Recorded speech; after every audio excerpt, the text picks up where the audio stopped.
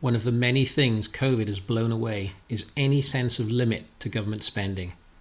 In the days before the new Black Death, if one party proposed something like free bus fares for the elderly, another party would gleefully pounce on it. How are you going to pay for that? Unfunded commitment and the famous magic money tree.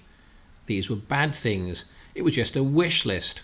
Remember, just last year, Boris told us.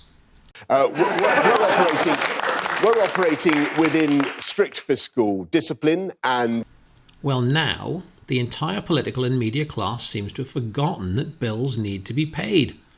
We've seen any number of vastly costly and largely pointless schemes, from furlough, where people are paid not to work, to business support schemes, where some but not all businesses are paid to be closed. The pinnacle of this madness was Chancellor Sunak's Eat Out to Help Out scheme, where you got a half-price pizza on Monday nights. Somewhat comically, this coincided with the Prime Minister encouraging people to eat healthy food and lose weight, following his own hospitalisation. Almost like they had opposite objectives.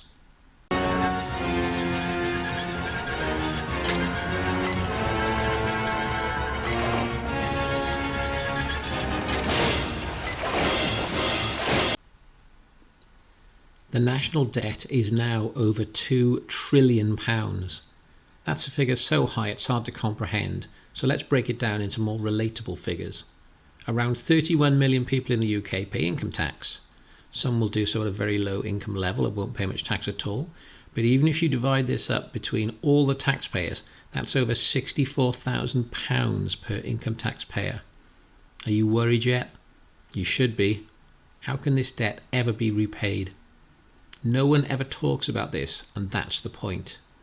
If something is really important, if there's no easy solution, if there's a problem which requires mature, rational, adult thought, they never talk about it.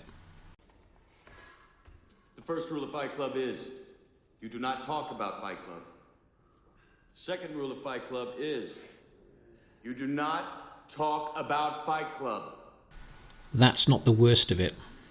It costs about $53 billion annually to service this debt, and that's affordable just because of historically very low interest rates.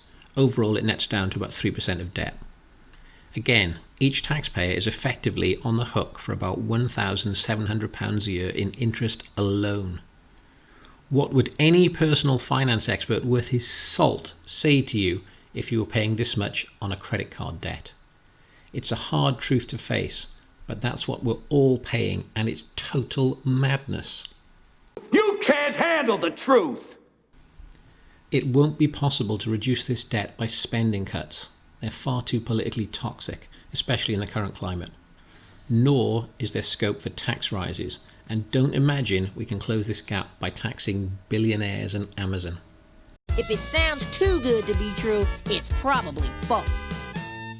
They just bail out offshore somewhere. If it was that easy, it would have been done already. Plus, who do you think is paying the politicians? Yeah, it's just coincidence Tony Blair is reportedly worth £60 million and Nick Clegg now works for Facebook. No party will bite the hand that feeds it despite all the rhetoric. So, short of a hard default, where a country actually goes bankrupt, they'll do what they always do. Try to inflate away the debt. This is where general, economy-wide inflation comes from. It's what the word literally means. Modern inflation started in 1971 when Richard Nixon committed the greatest financial crime in history, which, incidentally, no one ever talks about, and no, it wasn't Watergate. Accordingly, I have directed the Secretary of the Treasury to take the action necessary to defend the dollar against the speculators. I have directed Secretary Connally to suspend temporarily the convertibility of the dollar into gold or other reserve assets. There's nothing quite so permanent as a politician's temporary measure. That's worth remembering.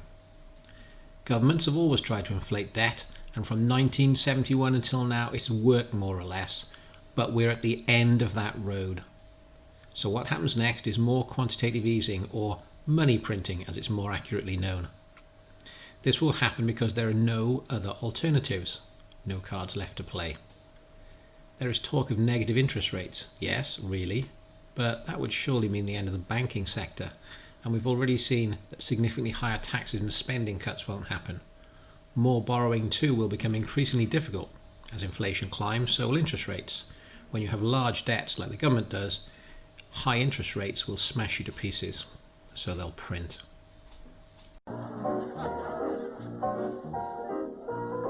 Fasten your seatbelts. It's going to be a bumpy night.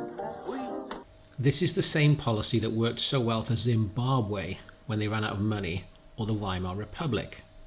Remind me what happened after that failed experiment. When economies crash, some truly crackpot ideologies come to the fore, and that usually ends badly for all concerned. So we need to end this crazy, self-defeating, pointless lockdown nonsense which is supposed to protect us from a disease which has so far killed fewer people than the 2018 winter flu.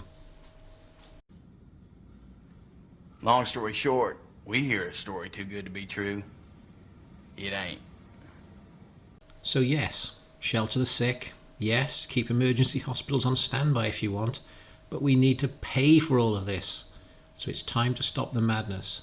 It's time to restart the economy. And it's time to get back to work.